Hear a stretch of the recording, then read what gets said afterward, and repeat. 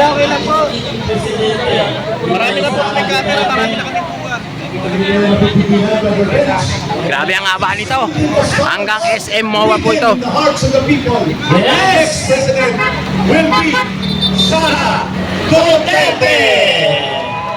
Naitala sa mga tala, naiguhit sa mga lansangan at naipagtit sa mga puso ng Pilipino. Walang ibang pipiliing susunod na mamumuno sa pagbangon ng bansang Pilipinas. Sara Duterte. Ayun. At Isaira, pa-prepare po ako ng prayer natin sa kapatid na Muslim. And kay Pastor Jerome na dumayo pa mula sa Negros Oriental or Negros Island Brother Bench. Ready, Pastor Jerome. At sa Muslim brothers and sisters, ready also. Bench? Yes, Tawagin natin sila. Oo. Okay, Pastor Jerome and sino ba bench ang sa Muslim brothers and Si sisters? Sultan, yung ating kapatid na Muslim. Okay, please come up the improvised entablado. Para formal na po nating mabuksan ang ating programa. Mamaya na po kami magpapasalamat sa lahat ng kasama nating grupo, organisasyon. Ngayong hapon, mabuhay po tayong lahat, at higit sa lahat, mabuhay na mabuhay Tatay Rani Ludivica, dahil pinagkaisa mo ang lahat ng grupo. Si Sultan ba nandiyan na? Natawag natin. Ito na. Andiyan na si Sultan, ipakilala na natin sila maya-maya. In 3 minutes, we will start. Pero bago po ang ating pagkapagkainan, ay lumapit po ang iba dito. Ate, padaanin po muna natin si Forward, Kuya. forward please. Dito po, dito, forward. Please, forward. Yung mga bakante. Si Sultan. Dito po, sa taas, Sa Sultan. taas po tayo, Sultan.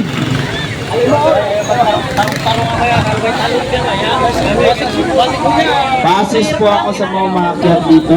Ayan, dito po lahat. Duterte. Diba? Napakaganda tingnan na nagkakaisa tayo sama-sama. Kasaway ka. Hinignan ko kung baboy pa ulit.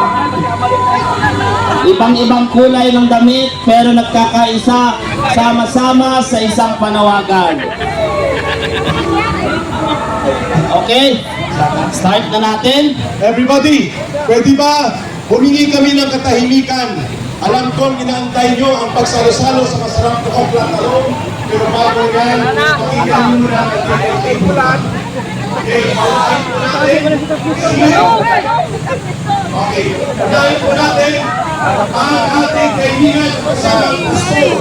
Mula po sa Negros Island at kabahagi po ng Kampiyan, Katipunan, ng Pamayanan para sa bayan. Pastor Jerome at susunod po si Sultan Umar Sharif, ang administrator ng Manila Golden Mosque and Cultural Center. Pastor Jerome, please lead our prayer. Manalangin po tayo. Attention please. Salamat po Panginoon sa biyaya na binigay mo sa amin. Nandito kami sa simpleng lapagkainan na maraming mga organisasyon na nandito upang makipagkaisa sa isang simple na selebrasyon sa mahal naming Vice Presidente Sara Duterte. Panginoon, bigyan mo kami ng lakas. Bigyan mo kami ng lakas na mapatuloy namin ang pakikibaka upang hadlangan namin ang patuloy na pagnanakaw ng pira ng bayan sa aming o sa itong gobernong ito. O Diyos, marami ang mga walang nakakain ng dahil sa grabe na korupsyon sa bayan nating Pilipinas. Sana po, maraming mga tao ang mabigyan ng pagkain kagaya nito, kahit simple lang, para mabubuhay sa simpleng mamumuhay nila. O Diyos, maraming salamat po. At sana maipatuloy namin ang magandang asal at pakigbisok sa tunay na laban para sa bayan. Salamat po, Panginoon. Amen. Maraming salamat, Pastor Jerome. Pakinggan po natin si Brother, ang Sultan ng Golden Mosque, Administrator sa Manila Golden Mosque and Cultural Center, si Sultan Umar Sharif, para sa panalangin sa mga kapatirang Muslim.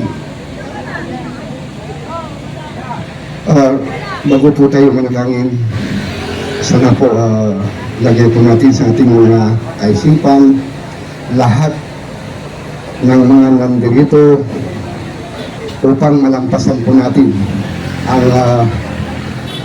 pangyayari po itong hindi kanais-nais na itong very suffering, difficult crisis na kinakaharap ng ating bansa. Sa isip natin na sana malampasan natin ito. وكان ربكم ادعوني استجب لكم امين يا رب العالمين. الحمد لله رب العالمين الرحمن الرحيم مالك يوم الدين اياك نعبد واياك نستعين اهدنا الصراط المستقيم صراط الذين انعمت عليهم غير المغضوب عليهم ولا الضالين امين. Mahal namin Panginoon Allah, mahal namin Panginoon Allah, mahal namin Panginoon Allah. Nandito po kami, nagtipon-tipon po kami sa harapan ng Senado dahil sa kinakaharap ng aming mahal na bayan, ang aming lupang humiran. Itong pangyayari ngayon na hindi ka nais-nais, na pagnanakaw, paghihirap ng mga nakaupo sa ating bansa. Sana po, mahal namin Panginoon. Hanggang dito lang po, mahal namin Panginoon Allah, Panginoon namin Allah. Hindi po madagdagan ito. Ibigay mo sa amin ang tunay na kapayapaan, tagumpay namin mga Pilipino, Muslim at Christian. Sana hindi po manaik ang mga taong ito, itong gustong sumira sa pagkakaisa ng ating bayan. Pinapanalangin namin sa iyo, mahal namin Panginoon Allah subhanahu wa ta'ala, na ang Duterte family ay may balik sa pwesto sa lalong madaling panahon, dahil alam po namin mahal namin Panginoon Allah subhanahu wa ta'ala, itong nangyayari ngayon sa aming bansa ay walang ibang makahulutas ito kundi ang aming mahal na pamilya Duterte, lalo-lalo na ang aming mahal na BP Sara. Mahal namin Panginoon Allah subhanahu wa ta'ala, bigyan mo kami ng tunay na pagkakaisa. Huwag mong bigyan ng lakas itong mga taong sumisira sa aming bansa. Itong nagnanakaw, kinukurap nila ang pira ng sambayan ng Pilipino. Hanggang dito lang po, mahal namin Panginoon Allah subhanahu wa ta'ala, sana tanggapin mo ang aming panalangin sa iyo. قال ربكم ادعوني واستجب لكم آمين يا رب العالمين والحمد لله رب العالمين. Maraming salamat, Brother Vince. Diyan muna kayo, Dato or Sultan Umar and Pastor Jerome. Tawagin natin ang dalawa Yes. before mag-start ang ating budol fight, salo-salo. National anthem muna. Tapos yung dalawang magbubuo ng ating panawagan. Okay. Everybody please attention sa ating pambansang awit. And pinapahanda po natin si Councilor Tatay Rani and former Congressman Jing Paras. Bago po ang salo-salo. Maestro, ang ating pambansang awit ng kamay po sa dibdib. Mga kababayan, Ibagay-way ang bandila po. pambansang Huwag ang bandilang ng pula. Pilipinas. Bandila ng Pilipinas.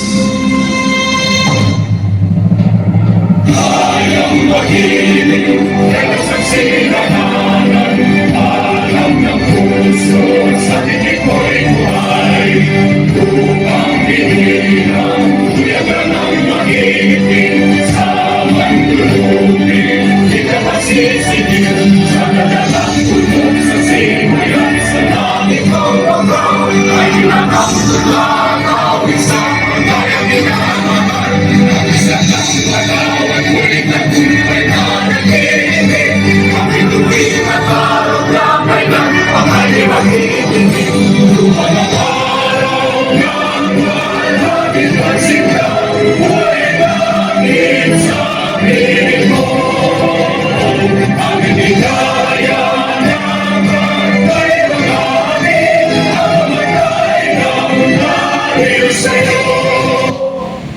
Manatili po tayo na makinig sa maiksing mensahe. Brother Vince, take it away. Ikaw ang Yes. magpapakilala. Nais ko pong ipakilala sa inyo ang dahilan kung bakit tayo narito araw-araw, dahil po yan sa nag-iisang tunay na nagmamahal sa ating inang bayan. May malasakit sa bawat isa at nagkataon po na buo po ang grupo ngayon dahil sa kanya. Walang iba kung hindi si Konsehal Tatay Rani Ludovica. Unang-una po sa lahat, maraming salamat sa pagtugon po sa panawagan na tayo'y magkaisa. Alam nyo, itong araw na to ay araw na bigyan natin ng tunay na kahalagahan ang araw ng kapamanakan ng ating mahal na Vice Presidente. At sa araw na to, ang ating lang mairirigalo sa ating Vice na handang maglingkod sa atin ng tapat, dapat samahan din natin. At ako'y nakikiusap po sa bawat isa sa atin, pa-birthday gift na po natin kay VP Sara na tayo po ay magkaisa, na tayo po ay magsimula muli at kalimutan natin kung ano man ang hindi natin pinagkakaunawaan. Ang pinakamasarap po sa araw na to, hingi tayo ng pagpapatawad sa mga kapwa nating kasamahan na kung tayo man ay nakasakit, baka pwede nating bigkasin, mga kaibigan kasama, patawad kung ako man ay nagkukulang sa inyo. Patawad dahil sa pansarili naming kapakanan, kami ay nagkawatak-watak dahil hindi namin alam na nasasaktan namin ang bawat isa sa amin. So sana sa araw na to, isurrender na po natin kung ano man meron ho tayong tinatago sa dibdib natin. Baka ito ho ang hinihiling sa atin ng ating Diyos, ng ating mahal na Presidente, VP Sara, na tayo ay magkaisa, tunay na magkaisa sa diwa at sa gawa. Sana po, kalimutan na natin, baka pwede ibulungan natin ang ating mga kasamahan. Pasensya po kayo, patawad po kung ako man ay nakasakit sa inyo. Pero sa panahon po ito na lang ang pinakamagandang regalo natin sa ating Vice Presidente na tayo ay magkaisa. Maraming salamat po, mabuhay po kayo. Maraming salamat, Councilor Brother Tatay Rani Ludovica. Bilang panghuling bahagi po sa unang bahaging ito, pakinggan natin ang tagapangulo ng Katipunan ng Mamamayang Pilipino, Kampilan, National President, dating political advisor ni Tatay Digong at dating kongresista kasama natin sa pakikibaka, Congressman Jing Paras. Maraming salamat, Ka Eric. Ito si Ka Eric, kasama namin sa Kampilan.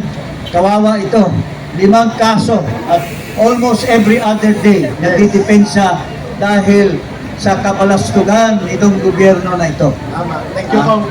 Okay, suportahan natin si Ka Eric, mga kababayan. Nandito po ito kami sa Kampilan ng Mamayang Pilipino. Nakiisa po kami kay Tatay Rani, isa sa mga board of directors namin sa Kampilan. Dahil kailangan po natin, unang-una, ipakita natin na buo tayo na mag-greet sa ating Vice President ng kanyang kaarawan ngayong araw na to. Happy birthday, Vice President Sara Duterte. And sisigaw po tayo, happy birthday,